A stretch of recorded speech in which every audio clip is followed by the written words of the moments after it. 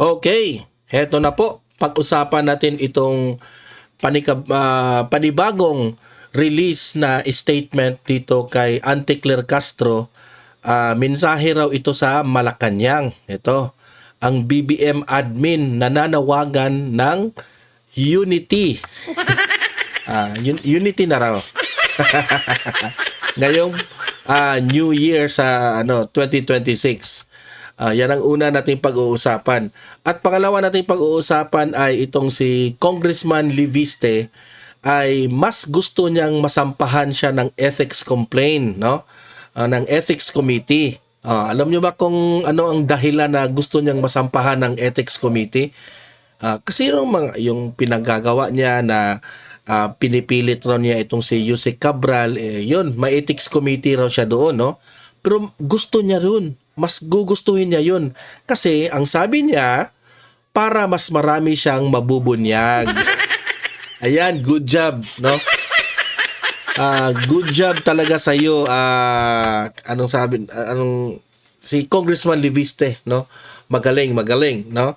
Wala siyang pakialam basta maisiwalat lamang ang katotohanan na malaman ng sambayan ng Pilipino.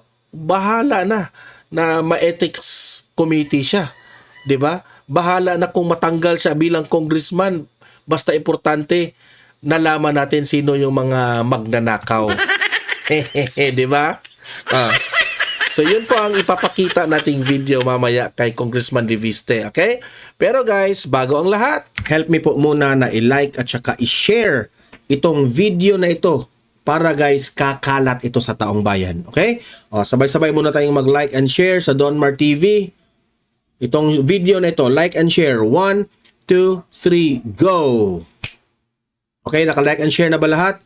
And also guys, sa mga bago pa lang dito sa aking channel, mag-subscribe na po kayo para lagi kayong updated sa ating mga balita. And at the same time, yung mga cellphone ninyo, ma-notify yan kung meron tayong breaking news, bagong uploads, o kung nagla-live ang ating channel.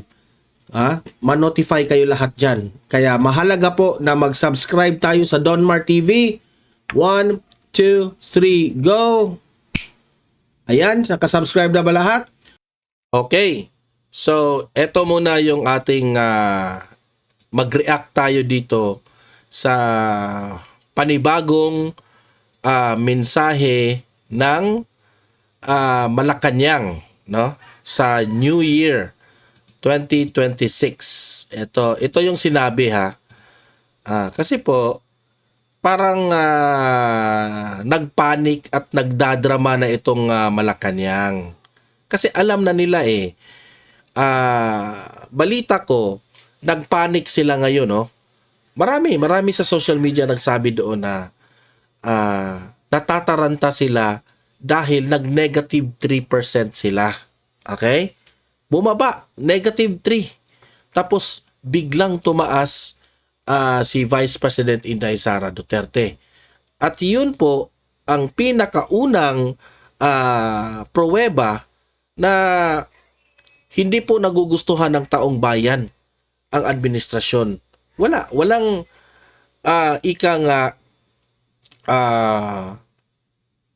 walang naidulot na maganda itong pagiging presidente ni Bongbong Marcos. So ngayon, ito po yung statement ni Auntie Claire Castro. Kanina pa lang ito binalita ito. Mulat na ang mga mata ng taong bayan kung sino ba talaga ang tunay na nagtatrabaho at nagmamalasakit sa kanila. Yan ang sagot ni Auntie Claire Castro. Excuse me kasi meron pa tayong ubo kaunti. So, alam ni Castro na nag-negative 3 ang kanyang among bangag. Pero sasabihin mo ito na mulat ang mga mata ng taong bayan. Hello? Auntie Claire? Nasa katinuan pa ba yung utak mo? Diba? Hindi ko talaga maintindihan itong utak nito. Kung attorney ba ito? Alam mo, nag-negative 3. ang yung presidente. Tapos sasabihin mo mulat na ang mga taong bayan na sino ang tunay nagtatrabaho? Nagbulag-bulagan ka ba, Auntie Claire? Isinusuka na nga yung amo mo. Tapos parang niloloko mo yung sarili mo, Auntie Claire. Wag mong lokohin yung sarili mo. 'Di ba? 'Yun ang totoo. Be truthful to yourself, Auntie Claire. Wag mong guluhin yung utak mo. Wag mong bulahin yung sarili mo, Auntie Claire. Tanggapin mo -3 si Bongbong Marcos. Wag mong linlangin ang taong bayan. Alam kong nasasaktan ka, Auntie Claire, na nag-negative si BBM. You just have to accept it and make something na tumaas yan. Marami ang nagsasabi, Auntie Claire, ikaw ang pinakadahilan bakit bumagsak yan si BBM ang kanyang trust rating. Kasi napaghalataan ka na ng taong bayan na ikaw, yung mga pinagsasabi mo, basta lang meron kang masabi. Wala kang argumento. Banat ka lang ng banat. Without even explaining bakit nagkaganyan. Inakusahan mo ang mga Duterte na mga kurap. Hindi mo man lang ma-explain. Wala ka man ebidensya. Example ba? Kaya wala na pong trust ang taong bayan dyan sa amo mong bangag. Okay? Ito pa. Ayon sa Malacanang, hindi umano binibigyang halaga ni Pangulong Ferdinand Marcos Jr. ang mga numero sa mga survey.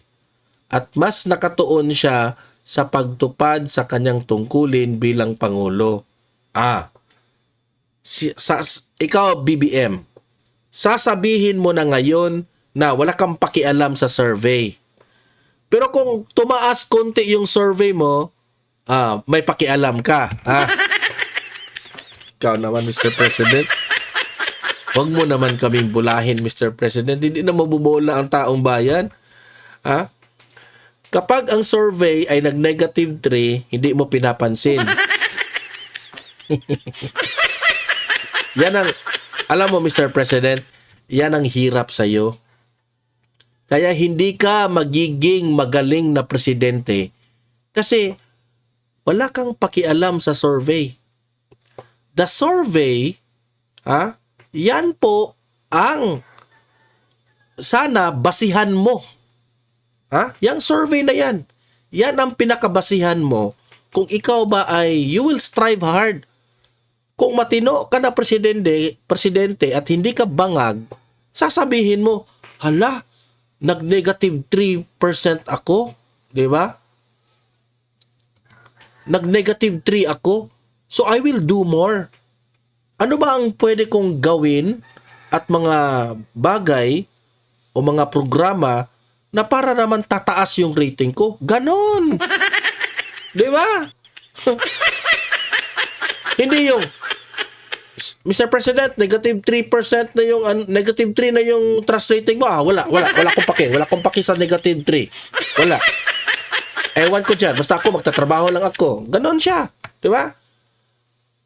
Itong mga survey, Mr. President, ito yung sana pagbabasihan mo saan ka nagkulang, saang banda, saang parte ng region na bumaba yung trust rating mo. Sa Visayas, bumaba yung trust rating mo. Doon ka, bumuhos ka ng atensyon doon sa Visayas. Ganon. Example lang ba? Ay, sa Mindanao, nag-0 ka na, nag-3 ka na sa Mindanao. Doon ka magbuhos. Magpasip-sip ka doon. Kung anong project na ano mo. Diba? Ganon sana, pero ewan ko sa'yo dahil sira siguro yung utak mo o bangag ka ba talaga ng totoo. Kaya, wala. Mas lalong, pustahan tayo. Aabot yan ng -5 siguro o -10. Di ba? Binabaliwala niyo ang survey. Oh, good luck sa inyo kung babaliwalain niyo yan. Ito pa, sa isang pahayag, sinabi ni Palace Press Officer Claire Castro na mas mahalaga para sa Pangulo ang aktwal na trabaho kaysa popularidad. Ikaw naman, Auntie Claire, bobulahin mo yung Pangulo. Isa ka sa mga dahilan na yung Pangulo natin, no, kampante sa sarili. Oh, kampante kasi ikaw, bula ka rin magsalita. Yan ang hirap sa iyo, Auntie Claire. Hindi nyo tinutumbok ang mga tunay na issues, hindi nyo tinutumbok ang tunay na realidad sa rating ninyo. Yung si former President Duterte nga dati, never talaga yan na bumagsak ang rating. Siguro, bababa lang konti, tapos tataas, di ba? Pero ito, kapag bumaba ang rating ni Tatay Digong noon, no? Pero hindi naman bumagsak, bumaba lang. Kapag bumaba, sasabihin niya ni Tatay Digong, bumaba ang rating ko because medyo kulang pa tayo sa sa mga bagay na dapat nating susolusyonan. Ganun. Matcha-challenge si Tatay Digong. Yun ang ginagawa niya dati. Sasabihin nga na ni Tatay Digong, if you don't trust me anymore, mga taong bayan, I can step down. Sabihin nyo lang. Kasi akseptado ni Tatay Digong ang sarili niya. Basta ginawa lang ni Tatay Digong ang dapat niyang gawin. He strive hard para sa bansa natin. Kung hindi pa rin kayo kontento, sabi ni Tatay Digong, I will step down. Pero hindi nyo kaya yun Kasi kayo, tumatakbo lang kayo, naging presidente lang kayo sa pansarili ninyong interes. Wag na tayong magbulahan. Yun naman talaga ang realidad niyan Di ba? Kaya ikaw, Castro, ikaw yung pinaka reason bakit kawawa itong amo mong bangag. Ayon kay Castro, masusukat ang tiwala ng taumbayan sa mga konkretong resulta ng pamumuno at serbisyong nararamdaman ng mamamayan. So, ibig sabihin ni Auntie Claire Castro dito, hindi siya naniniwala dito sa mga survey. Pero kung tumaas konti yung survey, naniniwala ka. Pero kapag bumaba, ayaw mo nang maniniwala. Ganyan kayo Ang hirap kasi sa'yo, Castro, no? Palingkera ka. Hindi mo kasi inaalam ang tunay na problema ng Pilipinas. Hindi mo kasi inaalam kung ano ang tunay na kakulangan ng iyong presidente. 'Di ba? Yung mga pinagsasabi mo para kang advertisement ng Malacanang. Sa totoo, 'di ba? Alam mo yung mga ads? Yung mga advertisement, hindi naman sa lahat yung mga advertisement, like example, shampoo, 'di ba? Sobrang kintab ng buhok mo, sobrang shiny yung buhok mo, pero hindi yan totoo. Hindi yan maging ganyan yung buhok mo kasi sa buhok yan ang klaseng buhok ng tao Kung maganda talaga yung buhok ng tao, tapos siya yung nilagay dyan na model ng shampoo, edi maganda talaga yung buhok niya. Kung i-apply mo yan sa sarili mo na wala ka namang kagandahan na buhok, hindi talaga yan maganda yung buhok mo. So, ang shampoo, kukuha sila ng modelo para maiinganyo yung tao. Ma-advertise yung tao. Pero ang katotohanan dyan, maganda lang talaga yung model na meron siyang magandang buhok. Kagaya rin niya ni Castro. Alam niya na ang kanyang bangag na amo is not performing well. Pero todo pa rin siya na nag-a-advertise sa kanyang presidente na magaling si BBM, siya ang nagsugpo ng korupsyon, bla bla bla bla bla, kung ano-anong sasabihin niya kasi trabaho niya. Kasi trabaho niya. So, Good luck, Auntie Claire. Good luck sa'yo. Ito, punta tayo dito sa kay Congressman Liviste, no? Na in-interview ito sa SMNI. At sinabi niya doon na mas gustuhin pa niyang masampahan siya ng ethics complaint o ethics committee para mas marami siyang mabubunyag na mga kabalastugan ng mga buwayang ito. Ito, panoorin natin. Ang ganda nito. Ang ganda. Ito. Play. Manay. Happy New Year, sir. Happy New Year po sa inyong lahat, and glad to be on your show before the New Year because ang aking New Year's resolution ay to make less enemies. At syempre nangunguna po dyan kasi kumalat po yung video, yung CCTV video, pati po yung larawan na may paper cut na sugatan daw po. Ano po ba yung katotohanan po dito sa dokumento? Bagamat hindi malinaw dun sa CCTV na nagkaroon ng komosyon, pilitan dahil wala naman CCTV sa loob, pero sa labas naman medyo maayos naman ang inyong usapan. Okay naman kami ni Undersecretary Cabral dahil naglalakad kami at hawak ko yung papel at dinidiscuss nga po namin. And I vehemently deny any allegation of days to even reply to my initial Facebook post.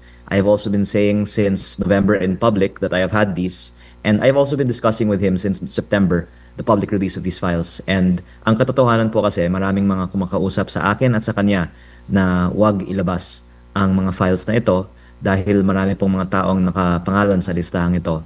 At siguro naman po nakikita ng publiko na ang importanteng topic ay hindi ang mga files ko, kung hindi ang laman ng mga files na ito na may kopya din ang DPWH na ibinigay nila sa ombudsman. Kaya ang tanong na lang, bakit nila hindi inilalabas ang mga files na ito?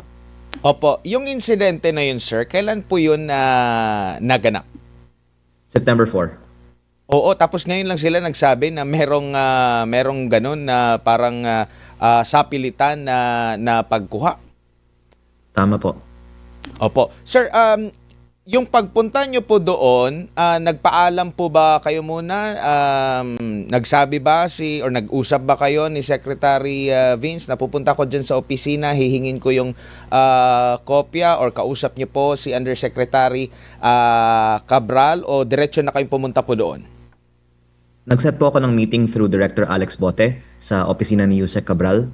And actually, nung June 11, nandun din po ako to meet Yusek Cabral, and binigay niya sa akin yung kanyang high-level budget allocation formula na ang tawag po niya ay kanyang Ayan, no, malinaw yung CCTV na nag-uusap sila.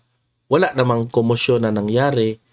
Kasi kung meron, siguro lalayo si Yusek Cabral kay Congressman Liviste, di ba? Wala namang ganun ang nangyari. baseline budget managed o BBM formula kung paano na-compute niya yung 401 billion pesos allocable budget per congressional district. Nagsulat din po ako sa kanya a month later asking for the detailed breakdown ng mga budget allocations na ito. At nung na-appoint si Sec Vince September 1, naisip ko na baka kung noon hindi ito ibinibigay ni Secretary Bonoan, mas may chance ngayon. Kaya naisip ko na pumunta that day. And ako po ay nagpapasalamat na nung nandun ako, tinawagan ni Yusek Cabral si Sec Vince kung maaring ibigay sa akin. Tapos nag-call back din po si Sec Vince. At ang sinabi po ni Sec Vince, okay na ibigay sa akin in the spirit of transparency. Sabi ko nga po kay Sec Vince, maganda kung isa publiko natin ito. At sabi niya, oo, isa sa publiko nga niya. Kaya ako nga din, hindi ito ginawa sarili ko dahil ang expectation ko, mas maganda, DPWH ang gumawa. And I believe nung September, mas idealistic pa siguro si Sec Vince, pero siguro marami ng kasing mga napagkasunduan siya in terms of what he can and cannot do to remain in his position. Kasi siya naman po ay nandyan lang at the pleasure of his appointing authority. Kaya wag natin pong sisihin si Sec Vince personally at mahirap po ang kanyang posisyon. Kaya minsan baka hindi siya pwedeng magsalita ng totoo. Mahirap ang kanyang posisyon kasi halikpwet siya sa administrasyon. Alam niyo, sa totoo lang, hindi naman talaga mahirap. Basta magsabi ka lang ng totoo. Ang naging mahirap dito kay Sec Vince, takot siya sa mga amo niya. Opo, meron pong ilan na nagpahayag ng pagkabahala doon po sa sinasabing pinilit daw po ninyo na kunin yung files. kung ganun po yung mga naging senaryo, meron ba kayong natanggap din na text mula kay Dizon na parang pinapaalalahanan ka bakit ganun yung nangyari? Ganun din si Undersecretary Cabral. Kailan yung last communication po ninyo with Secretary Dizon na bago po yung interviews niya na sinisita nga kayo dahil di umano'y sa pilitan yung kinuha? We are trying to contact him, pero baka wala din siyang magandang sagot kasi nga only every few days siya nakakasagot sa mga katanungan ng media. Ang I think best is kung kaming dalawa humarap na lang sa media at palipaliwanag lang namin kung bakit hindi ng DPWH isinasa publiko ito. Pero ang sagot ko ay actually maraming kumuusap sa akin at sa kanya at pwede naming pangalanan lahat ng mga nasa listahan na nakiusap na huwag ilabas ang listahan. Kung hindi po niya aminin yan, lalo kong sasabihin na hindi siya nagsasalita ng totoo. Opo. Mula nung September po, nung pumunta po kayo doon and prior doon, meron kayong usapan na with Secretary Vince. Hanggang sa kasalukuyan, meron po ba kayong pag-uusap in between doon po? Bago po siya nag-abroad? Marami po. After September 4 kasi ang budget hearing sa Kongreso. Tapos meeting din kami sa labas at sa telepono din. At ako po ay naniniwala talaga na gusto ni Sec Vince ng reforma sa DPWH. Pero tulad po ng yung pagbaba ng presyo, yun po yung isinusulong ko. Tapos isinulong din niya. Pero nung inayawan ng iba, binalik yung presyo. 'Di ba? Kaya ang sitwasyon po ni Sec Vince ay napakahirap. Pero kaya ko din po yan bibigyan bilang konteksto. Kaya din, minsan hindi siya pwedeng magsabi ng totoo. Opo. Muli nating linawin, Congressman, kasi baka ang intindi ng ating mga kababayan o ilan na pag nandoon yung pangalan mo sa listahan, masamang tao ka na. Once and for all po, pakipaliwanag po, once na nandun yung listahan, ano bang palatandaan na merong something mali doon or hindi mali na maging proponent ka, considering parang yan na yung nagiging kalakaran na magdala ng proyekto ang mga kongresista sa kanilang mga distrito kasi hahanapan din sila ng nakasanayan din ng kanilang mga constituents na pag ikaw si congressman, dapat meron kang proyekto dito sa amin. Ang masama I think is the fact na itinatago. Kasi kung isinasa publiko ng isang mambabatas ang mga proyekto na pinasok niya sa kanyang distrito, yan ay patunay na hindi siya kumita sa proyekto. Pero the fact na ang daming ayaw na lumabas ang kanilang mga pangalan ay I think a reason to believe, corroborated by the fact na ang sinasabi ni former Undersecretary Bernardo ay almost 100% ng mga bid sa DPWH ay luto, na may mga commission nga in many cases para sa mga proponents ng mga insertions. At ang mga presyo nga talaga ng mga proyekto ng DPWH ay mataas, ang kalidad ay madalas substandard, kaya ang sinasabi ko ay halos lahat siguro ng mga DPWH projects ay may kickback. Kaya may mabuting dahilan siguro para ayaw ng marami na lumabas ang listahan. Opo. And doon po sa nangyari at naipalabas na videos doon sa CCTV at mismo yung taga-side ng DPWH ang naglabas po. Ito ba yung nagpapatunay na legit na ang inyo pong hawak na dokumento galing talaga sa DPWH at hindi na kailangan pa na i-verifika? Yun ang funny thing about the DPWH saying na I illegally obtained the files, na kino-compare man nila na talagang galing sa kanila ang files na ito. And the fact na ayaw nila ba naman na bakit may mga pangalan ng mga taong patay. Hindi ko naman problema yun kasi hindi naman ako gumawa ng listahan. Kaya tama ka po, ito po ay patunay na authentic ang listahang ito. Opo. Now ngayon po, ang inyo pong kaibigan na si Representative Ridon ay meron namang pong parang babalaba or pahaging na posibleng ma-ethics po kayo dahil po dito sa sinasabi daw na nanggipit. Eto na yun Kasi si Ridon ang nangunguna dyan na ipa-ethics committee itong si Congressman Leviste. Congressman Ridon, makinig ka dito sa sagot ni Congressman Leviste. Kayo doon sa DPWH, ano pong komento niya rito po, Congressman? Sir, mag-share ako sa iyo ng sikreto. gustong-gusto kong i-ethics nila ako para may oportunidad ako na ilabas lahat ng mga alam ko tungkol sa mga gawain sa Kongreso. Kasi alam niyo sir, nung Lunes, gusto ko sana mag-privilege speech. Pinatayan ng mikropono, tapos nag-adjourn ng session in less than 1 minute. Kaya mabuti po i-ethics nila ako para pwede akong magpahayag ng pahayag na lang sa Kongreso.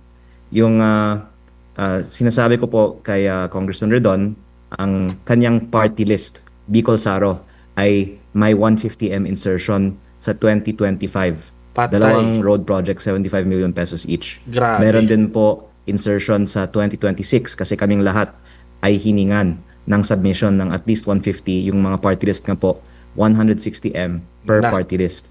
At mukhang pag pinapahayag ko ang mga ito, maraming mga nagagalit na Good luck sa iyo, Ridon, dito. Good luck. nabubulgar ang kanilang pinagkikitaan. Kaya hindi ko naman po sinasabi na may masamang ginawa si Congressman Redon sa kanyang mga insertions di umano ng kanyang party list. Pero mabuti po kung isagot na lang niya kung meron man siya o hindi insertions sa 2026 budget mismo o ng kanyang party list na sinabi ko po sa unang pahayag ko, kanyang party list ang may insertion sa 2025 budget.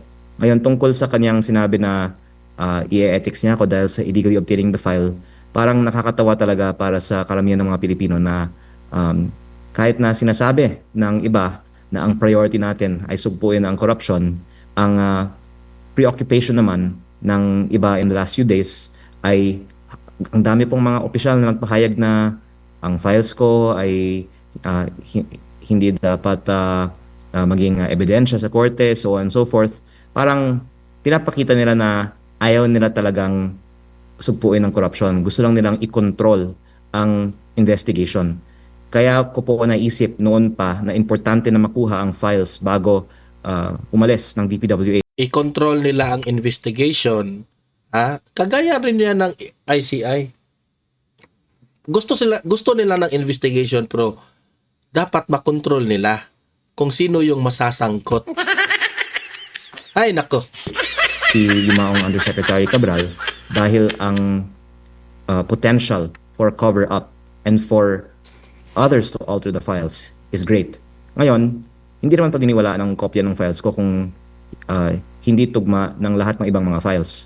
Pero kung maraming mga may kopya ng file, tapos yung file na ilalabas ay iba, pwede nating ngayon i-check and balance kung inalter yung laman ng file. Kaya ang sagot ko sa inyong tanong ay wag tayo magpa-divert ng attention sa tunay na question ng laman ng file. Opo, napag-uusapan po yung inyo pong pag Mr. Speaker kahapon, narinig ko rin kaso parang nasagap lang sa sigaw ng sigaw siya, Mr. Speaker, Mr. Speaker, pero wala na, hindi na siya pinapansin. ibang mic yata yun ng isang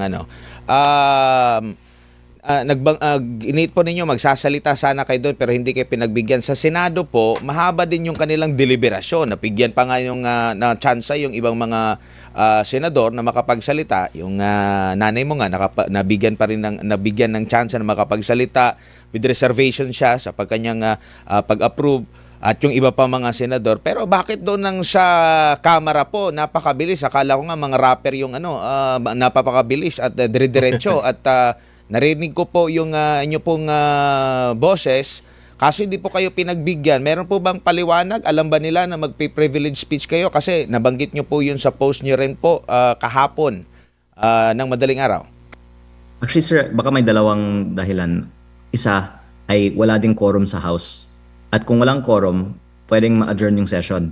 Kaya para hindi ma-adjourn yung session pero hindi din pilitin ang iba na pumasok, minadali na lang nila ang session. At pangalawa, sinabi ko nga na may dalawa akong gustong talakayin. Ang isa, yung 8 billion peso insertion ng isang proponent na pwede ko din ibahagi ngayon. At yung isa naman po, ang 18.58 billion MOOE fund na parang sekretong pondo ng mga congressman. Ang, if I may, unang topic na ito ay ipinahayag na rin ng iba sa media na may 8 billion na nakapangalan kay ES, tapos dinagdagan ko, kasama din doon si SAP, tapos sa isang report nakalagay din na itong dalawa ay nasa ilalim ng OP. Gusto ko pong linawin na ang nakasulat sa file at nakita ko rin ito sa kopya ng file ng iba ay OP parenthesis ES slash SAP close parenthesis. Pero the way that that's written po, ang proponent ay si OP. Kung sino man po si OP, hindi ko po alam. Pero ang hinihiling ko po ay maging subject ito ng investigasyon ng Senate Blue Ribbon Committee at ng House Public Accounts Committee dahil sa DPWH. Isang example ng 8 billion na ito ay 300 million pesos sa aking distrito na may mga solar streetlights na 230,000 pesos kada piraso. At ang question ko, kung nagkaroon ng korupsyon na sigurado naman sa 230,000 pesos streetlights na ito. Opo. Sir, balikan ko lang yung insidente po doon sa pag-ratify or during sa ratifikasyon sa Kamara. Marami po bang bakanting mga upuan doon? Kasi ang nakikita lang kasi sa camera po, nasa gavel, tapos yung halos tight shot lang yung Sir, opo. mas marami ng usual and bibigay ako ng dahilan kung bakit. Pero baka close to 50 pero walang 50% ng Congress ay nandun. Kaya kung may isang nagsabi lang na mag-roll call tayo, kung may quorum tayo, mag-adjourn sana yung session if I'm not mistaken. Pero pwede din pilitin ang mga ibang miyembro na umattend dahil may na ibahagi na din po ako na Christmas bonus para sa mga kongresista sa halaga ng 2 million pesos na actually yung iba nakuha nila December 22. Pero baka yung iba na hindi pa nakakuha nung December 22, kinuha nila nung December 29. Pero hindi ko po kinuha yung akin at sabi nga ng iba na wag ko dapat ito banggitin sa media. Pero kaya ko po ito nire-raise dahil itinaas ng Kongreso ang sarili naming budget by 10.5 billion pesos, of which 7.8 billion pesos is sa MOOE na hindi dumaan sa debate. Biglang lumabas lang sa substitute bill. At yung MOOE na ito ay liquidation by certification, as your viewers know. At in effect, napupunta sa mga bonus katulad nito. Sasabihin naman ng iba, ginagamit para sa mga lehitimong bagay. Pero kung ganoon, bakit natin una hindi niliquidate at pangalawa, hindi inilalahad sa publiko na may budget increase tayo ng 10.5B. So the fact na hindi siya transparent ang aking, I think, disagreeable point bakit mali ang budget increase na ito. Opo, at pinasinungalingan ito ni Congresswoman Swansing na merong 2 million na pesos pero na kumbaga lahat kayo inimpormahan na merong ganito po na bonus po. Hindi ka naging exempted po, hindi mo lang kinuha po, Congressman. Well, unang-una po, matalino talaga ang ibang mga kongresista na sumagot. Kasi baka kung ang tanong, totoo ba na may 2 million peso Christmas bonus para sa lahat? Ang sagot, definitely not. Dahil baka yung iba mahigit sa 2 million. Pero yung iba naman hindi binibigyan. Kaya hindi lang 2 million para sa lahat. At pangalawa, baka naman sa kanila hindi yung tawag Christmas bonus. Ang tawag doon, operating fund. 'Di ba? Sabi naman po ni Deputy Speaker Ronnie Puno, meron talagang, I'm not sure kung kinonfirm niya 2 million, pero basta sabi niya meron talaga na binibigay para sa Pasko. Pero sabi niya, para naman to may pamigay ang mga kongresista sa mga barangay captains sa mga Christmas parties, pati ang mga ibang mga events pag Christmas. Kaya lehitimo naman talaga ang mga sinabi ni Deputy Speaker Ronnie Puno. Ang tanong ko lang, kung totoo ito, bakit nung humihingi ako ng breakdown sa Committee on Accounts kung paano ginagastos yung 18.58 billion pesos para sa 2026 na MOOE fund, hindi lang nila ako hindi sinagot, may nakiusap pa nga sa akin na wag nang magtanong muli. At kung maaari ko pong ibahagi, sir, parang mas gusto pa nga ng Kongreso na talakayin ko yung mga issue ng DPWH kaysa sa itong MOE na to. Ganyang ka-sekreto tong MOE na parang mas sensitive na topic pa ito kaysa sa DPWH. At kaya po ako natutuwa ngayon na sa tulong ng mga media stations tulad ninyo nalalaman na rin ng ating mga kababayan na may ganitong 18.58 billion peso MOOE fund.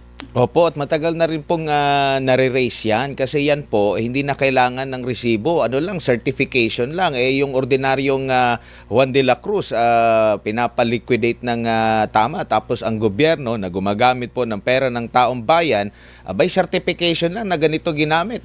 Wala namang malinaw. Pwede ka naman mag-certify po, dire-diretso. So, talagang dapat matigil na po yung ganyan na kalakaran. Di ko lang alam kung paano yun matitigil kasi marami pong maapektuhang mga kasamahan nyo po dyan sa Kamara po, Congressman.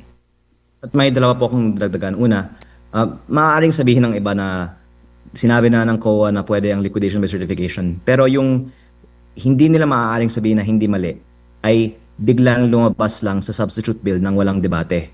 Kung dinedefend nila na tama ito, dapat i-defend nila sa publiko bakit kailangan ng ganitong budget. At pangalawa, bahagi din ng 18.58 billion na to ay napupunta daw sa mga keyboard warriors. In fact, meron pong publicly disclosed na CARE program ang House para ang mga kongresista ay may 10 to 100 slots bawat isa at may training sa Kongreso ng mga social media consultants nila ng ano ang pwede nilang i-post sa Facebook para ipagtanggol ang Kongreso. At ikinalulungkot ko po na ang lumalabas, yung mga umaatake sa mga kritiko ng gobyerno ay binabayaran pala ng pera ng bayan. At kaya ko po ito nire-raise at sa tingin ko baka sa darating na taon ito po ay mas gagawin nating malaking issue ay dahil nakita ko ang daming mga social media trolls. At kung hindi po sila tumitigil, edi lantad na lang natin na yang lahat pala ay binabayaran ng buwis ng bayan. Congressman, good evening. Sa MJ po ito. Sir, wala po bang masasabi ang leadership ng House of Representatives? Bago pong speaker natin, sir, sa issue na po na inyong ni-raise, lalo na yung sinasabing Christmas bonus ng mga kongresista. Baka yung inasahan nila ay hindi na lang mapipick up ng media yung balitang ito kasi nung sinasabi ko parang nagtinginan yung iba, parang first time na may nagpahayag nito sa Kongreso.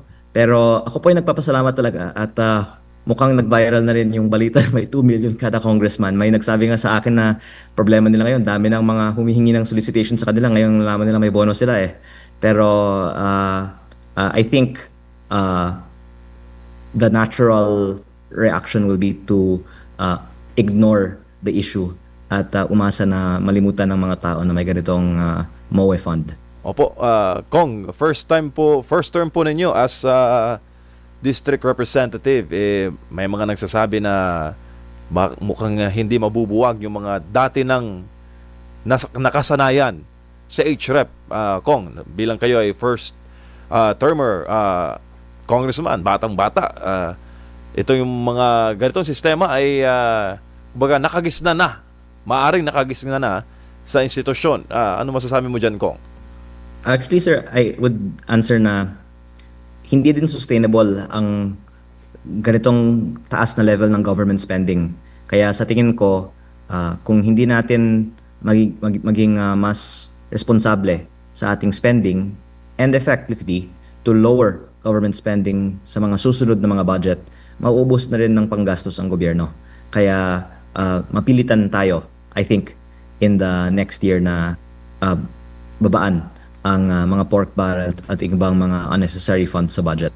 Opo, sir, ito pong sa Cabral Files, possible kaya na may imbestigahan ito next year, considering na may mga movement po kayo dyan with Congressman Irice?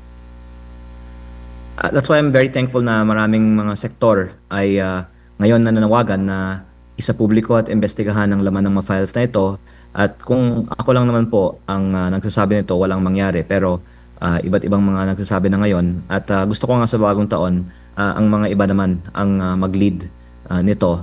At I think it's undeniable that the projects are there. Sa sarili ko ang distrito, nabanggit ko meron 300 million peso na project. At ang question of sino yung nakinabang sa mga proyektong ito ay pwedeng malaman din sa pamamagitan ng mga investigasyon.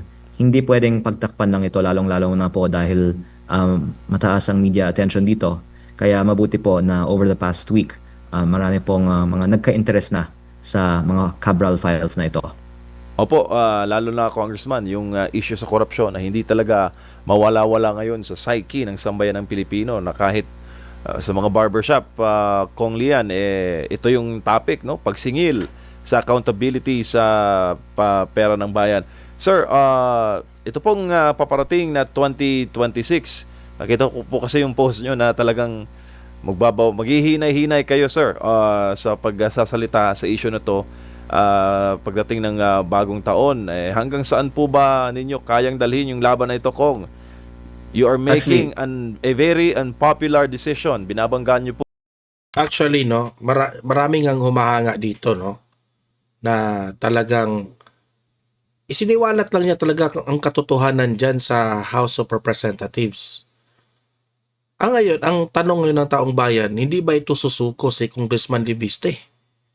Hanggang saan? Hanggang saan yung kaya mo, Congressman Liviste? Yung mga makapangyarihan na walang nagbalak na mga has o galawin, lalo na yung issue na ito for the longest time, sir. Sinabi ko po simula Enero 1, wala pa namang Enero 1 ngayon, di ba? Pero tungkol din sa issue na ito.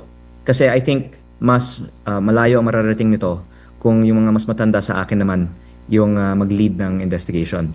At ang sinabi ko naman din kanina ay marami din kasing ibang mga questionable funds ang ating gobyerno na mabuting ibunyag din. Tapos pag malawak na ang kaalaman ng publiko tungkol dito, then pwedeng may iba ding mga pumasok. So I think we should just overall find ways to cut costs in government next year. Again, not even because it's the right thing to do alone, but because we have no choice but to do it. Kasi mauubusan na rin ng fiscal space ang ating gobyerno.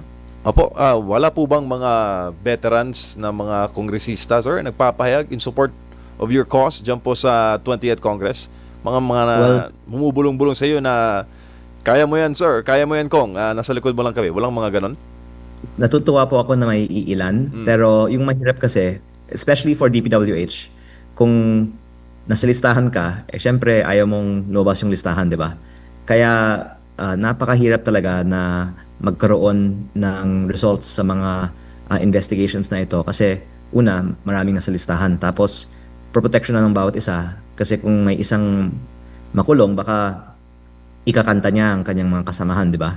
Kaya I'm not that optimistic na may maraming mga makukulong next year.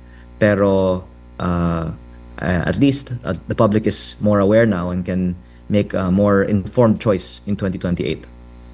Opo, Kong, bago lang ulit si Partner Admar, usaping pera pa rin, sir.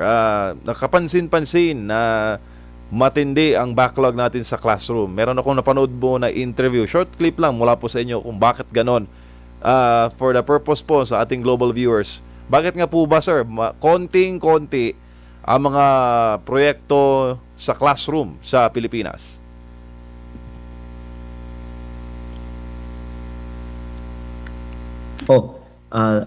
As I said, the reason we have a classroom shortage is because mas mababa ang mga kickback sa classrooms dahil yung classroom maraming gumagamit at vertical. Kaya kung dayain mo, halata at maraming mga maapektuhan. Kaya kung mapansin nyo, yung farm-to-market roads dinoble. Yung classrooms actually itinaas sa Senado pero hindi yun masyado yung i-prioritize nung una. At sana ngayon, dahil laki na ng backlog, mas ma-action na natin kasi lumaki naman ang pondo para sa classroom sa 2026. Grabe itong batang ito. Yan, classroom na yung pinag-usapan na hindi na yung yung patungkol po dyan sa Cabral files. Pero yung sa classrooms naman talaga, walang gustong magka-proyekto niyan eh. Kasi ang sabi nila, ang hirap daw dayain yung classroom na projects. Kasi kung i-substandard mo yan, mga bata yan mga estudyante. Kung anong mangyari sa mga bata, especially if second floor yung di ba? Kapag gagawa ka ng proyekto na classroom, talagang yung matibay na hindi mo pwedeng dayain, di ba? Kaya pala maraming ayaw diyan. Past. Ay, bihira na lang tayo makakita ng matino na government officials. Grabe, no? Pero kung sa panahon ng kampanya, ang yabang-yabang nila, kapag ako'y manalo, dodoblehin natin yung mga classroom ninyo. Pero ngayon, mas pipiliin pa nila yung mga flood control. Ay, nako. So ayan Maraming salamat sa mga nanonood dito sa Donmar TV. Ayan. Paki-comment po ano ang masasabi nyo dito sa mga pahayag ni Congressman Liviste. I-comment down below sa ating comment section. At yan po ay ating babasahin ang inyong mga opinion. Okay? Paki-like at saka paki-share itong ating video para guys, marami po ang makakita at malalaman ng taong bayan kung ano na talaga ang nangyari sa ating bansa. At sa mga first time lang dito sa aking channel, dito sa Donmar TV, pindutin nyo na ang subscribe button. Okay? Libre lang yan, walang bayad yan. Updated ka pa sa ating mga balita. Okay? So guys, see you in my next video. Have a great day. Have a great night. God bless po sa ating lahat. Mabuhay ang Pilipinas. And God save the Philippines. Bye-bye.